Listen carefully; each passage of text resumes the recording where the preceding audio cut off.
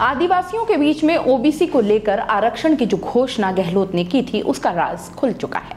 OBC को 6% आरक्षण से दक्षिणी राजस्थान और खासतौर से आदिवासी इलाकों में नए विवाद अब छिड़ सकता है। कांग्रेस की ही स्टीयरिंग कमेटी के सदस्य और आदिवासी नेता रघुवीर मीणा ने पॉलिटिकल अफेयर्स कमेटी में इस बात को रख दिया।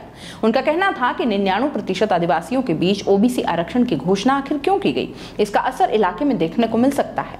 दरअसल ओबीसी के साथ साथ राजस्थान के आदिवासी भी आरक्षण की मांग कर रहे हैं। आदिवासियों की मांग है कि स्टेट के 12% एसटी के रिजर्वेशन में टीएसपी एरिया का रिजर्वेशन 50% हो। यह फिलहाल 45% है और इसके अलावा टीएसपी एरिया के सामान्य रिजर्वेशन में भी आदिवासियों की रिजर्वेशन को बढ़ाने की मांग की जा रही है। आदिवासी नेताओं का कहना है कि टीएसपी एरिया में लगभग 73% आबादी ट्राइबल्स की है। बावजूद इसके उन्हें वहां सिर्फ 45% आरक्षण है और वहीं 5% एससी को है, जबकि बाकी 27% आबादी के लिए शेष बचा हुआ 50% है। ऐसे में इस पर विचार करना चाहिए। देखिए, बात यह है कि 2 साल पहले खेरवाड़ा के कांकरी डूंगरी में इसे लेकर आदिवासियों ने बड़ा आंदोलन किया था। कई दिन तक स्थितियां तनावपूर्ण रहीं।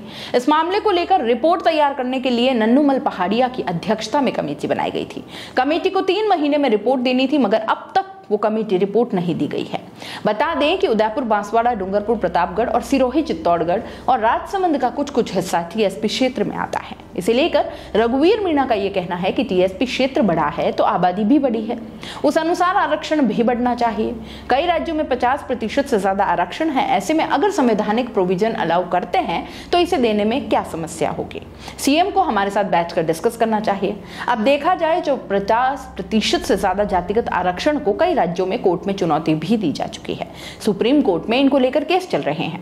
राजस्थान से भी एमबीसी के आरक्षण को लेकर चुनौती कोर्ट में दी जा चुकी है। ऐसे में कई कानूनों के जानकारों का यह मानना है कि 50% से ऊपर का आरक्षण कोर्ट में चैलेंज तो होगा, चाहे वो कोई भी जाति का हो।